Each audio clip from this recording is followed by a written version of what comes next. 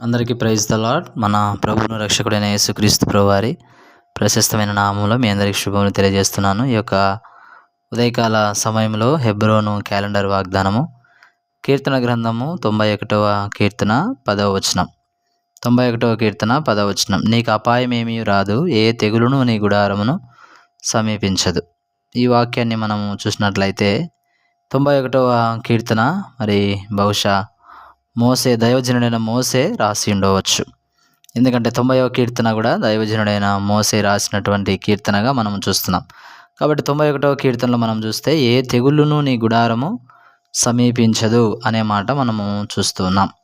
కాబట్టి ఈ మాటను మనము చూసినట్లయితే ఇశ్రాయేల్ ప్రజల యొక్క జీవితంలో మనం చూస్తే వారు ఐగుప్తులో నివసిస్తున్నప్పుడు మరి వారు చేసినటువంటి వెట్టి పనులను బట్టి, వారు చేస్తున్నటువంటి భారభరితమైనటువంటి పనులను బట్టి దేవుని యొద్ద వారు మొరపెట్టినప్పుడు దేవుడు వారి మొర ఆలకించి అబ్రహాము, ఇస్సాకు, యాకోబులతో చేసినటువంటి వాగ్దానమును, నిబంధనను దేవుడు జ్ఞాపకం చేసుకొని ఇశ్రాయేల్ ప్రజలను విడిపించడానికి దేవుడు ఆశపడుతూ వచ్చాడు.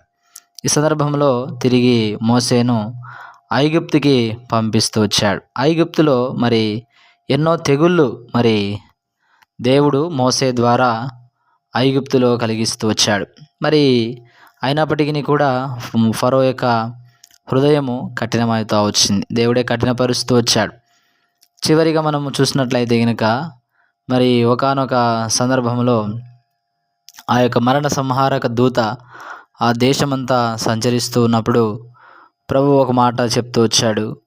ఒక గొర్రెపిల్లను వధించి మరి మీ యొక్క ద్వారబంధములకు ఆ గొర్రెపిల్ల యొక్క రక్తాన్ని అంటించమని ప్రభు ఆజ్ఞాపిస్తూ వచ్చాడు. ఆ ప్రకారంగా ఇశ్రాయేల్ ప్రజలందరూ కూడా ఒక గొర్రెపిల్లను వధించి ఆ గొర్రె యొక్క రక్తమును వారి ద్వారబంధములకు రాస్తూ వచ్చినట్లుగా చూస్తుంటున్నాం.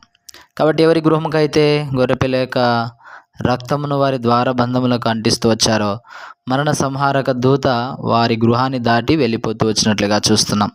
కాబట్టి ఐగుప్తు దేశంలో ఫరో ఇంటిలో మొదలుకొని చిన్నవారి యొక్క ఇంటిలో కూడా మొదటి సంతానమునంతా కూడా దేవుడు నాశనం చేస్తూ వచ్చాడు ఆ తెగులు ద్వారా.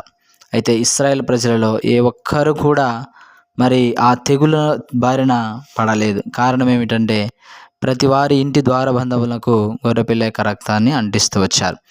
కాబట్టి ప్రస్తుత దినాల్లో కూడా మనము చూసినట్లయితే యేసుక్రీస్తు ప్రభు ఈ లోకానికి గొర్రెపిల్లగా మన కొరకు ఈ లోకానికి వచ్చి లోక పాపమును మోసుకొని పోవు దేవుని గొర్రెపిల్ల అని యోహాను యేసుప్రభు గురించి సాక్ష్యం ఇస్తూ వచ్చినట్లుగా నిజంగా వాస్తవంగా యేసుప్రభు కూడా మన కొరకు ఈ లోకంలో సిలువలో గొర్రెపిల్ల వలె ఆయన వధించబడ్డాడు. ఆయన ప్రశస్తమైన రక్తము ద్వారా ఎవరైతే మరి రక్షింపబడుతున్నారో, ఎవరి జీవితాలు అయితే యేసుప్రభు యొక్క రక్తం ద్వారా కడగబడుతున్నాయో వారి జీవితంలో తెగులు రాకుండా దేవుడు సహాయము చేస్తూ వస్తున్నాడు. అదే వాక్యాన్ని మనం ఇక్కడ చూసినట్లే ఏ తెగులును నీ గుడారమును సమీపించదు. కాబట్టి ఎవరి జీవితాల్లో అయితే రక్షణ, మారు మనసు, పాప క్షమాపణ అనుభవం కలిగినటువంటి వారిగా ఉంటున్నారో వారి జీవితాల్లో, వారి గుడారములలో మరి ఈ యొక్క తెగులు రాకుండా దేవుడు సహాయం చేస్తాడు. కాబట్టి ఉదయకాల సమయంలో నీవు కూడా పాప క్షమాపణ పొందకపోతే, యేసుప్రభుని సొంత రక్షకునిగా స్వీకరించకపోతే ఈ దినమే దేవుని యందు విశ్వాసం ఉంచు. నీ ద్వారా దేవుడు మహిమ పొందుతాడు. అంత మాత్రమే కాదు, మరి ఈ లోకంలో ఎన్నో తెగుళ్ళు మనము చూస్తూ ఉంటాం. అయితే దేవుని యందు విశ్వాసం ఉంచి దేవుని మీద ఆధారపడి ఈ లోకంలో మనం విశ్వాసంతో జీవించినట్లయితే ఏది కూడా మన దరికి రాకుండా దేవుడు మనల్ని కాపాడి భద్రపరుస్తాడు. అలాగ దేవుడు మిమ్మల్ని, మీ కుటుంబాలను దీవించి ఆశీర్వదించునుగాక. May God bless you.